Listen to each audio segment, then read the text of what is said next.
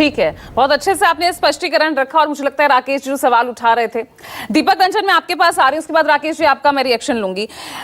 अब यहां पर जो धर्म जाति के नाम पर जो आरक्षण का मुद्दा छिड़ गया है और उसके नाम पर वोट हासिल करना, आपका पिछले चुनाव में सपा बीएसपी का, सपा बसपा का गठबंधन रहा, लेकिन नतीजा क्या रहा वो भी सबने देखा।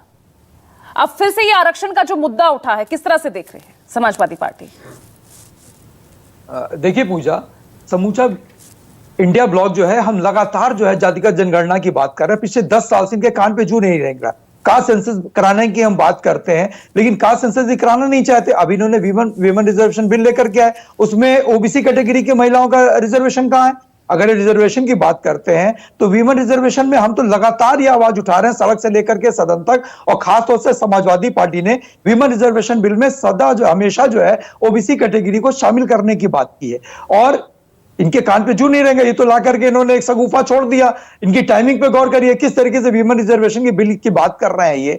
तो मैं समझता हूं, और पीडीए देखिए, पीडीए हमारा नारा है, और ये जिस नारे की बात कर रहे हैं 400 पार नारे की बात कर रहे हैं। आज 400 पार की नारे की जो है धुआं निकाल दिया है जनता ने। जनता की बात कर रहे हैं, जनता की आवाज है 400 पार नहीं 400 हार।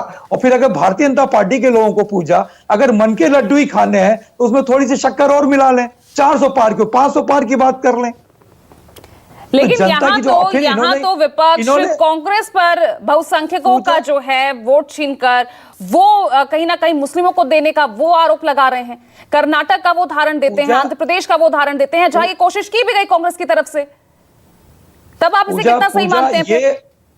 अभी भारतीय जनता पार्टी के प्रवक्ता ने कई बार जो प्रोपोगंडा शब्द का, और जबकि प्रोपोगंडा फैलाने में भारतीय जनता पार्टी के लोग देखिए बहुत माहिर। आज भारतीय जनता पार्टी के भाषणों से, स्पीचेस में, इनके बड़े से लेकर शीर्ष से लेकर के इनके कनिष्ठ नेता तक जो है, इनके उसमें जीएसटी, इनके उसमें डिमोनेटाइजेशन, ऐसे शब्द इनके उससे क्यों गायब है? जब इन्होंने नोटबंदी की थी तो उन्होंने कहा था नोटबंदी से पूरी आर्थिक स्थिति सुधर जाएगी, जीएसटी लागू हो जाएगा, तो उससे हमारा इतनी सब सारी चीजें होने के बाद जो है आज ये किस चीज पर आ गए? इन्होंने बेरोजगारी की बात क्यों नहीं करते, महंगाई की बात क्यों नहीं करते, मणिपुर की बात क्यों नहीं करते? ये बात करते हैं, ये कह रहे हैं कि अगर देखिए ये कह रहे हैं ना कि सैम पित्रोदा साहब अगर कुछ कहेंगे, मौजूदा दौर में तो कोई इनकी बात नहीं कर रहा, चाहे सत्ता पक्ष हो या विपक्ष हो। मौजूदा दौर में तो दीपक जी कोई इस बारे में बात नहीं कर रहा है। अरे पूजा, 10 साल से जनता इनसे बेरोजगारी की बात कर रही है, जनता इनसे महंगाई की बात कर रही है, जनता इनसे स्वास्थ्य, शिक्षा, रोजगार की बात कर रही है। ये उस पर जवाब क्यों नहीं दे रहे? सैम पित्रोदा की जो उन्होंने क्या कहा क्या नहीं कहा, जिससे उन्होंने खुद अपना कांग्रेस पार्टी ने जो कहा, ये उनका निजी बयान है, कांग्रेस पार्टी का इससे कोई लेना देना नहीं। सैम पित्रोदा जी ने भी कहा कि हमारा इससे कांग्रेस पार्टी से या मैनिफेस्टो से या इसको इंप्लीमेंट कराने से, देखिए इनकी भाषणों में, इनकी बातों में ये चीज तो जाहिर हो गई है कि इंडिया ब्लॉक की सरकार आ रही है, क्योंकि बार-बार ये कहते हैं।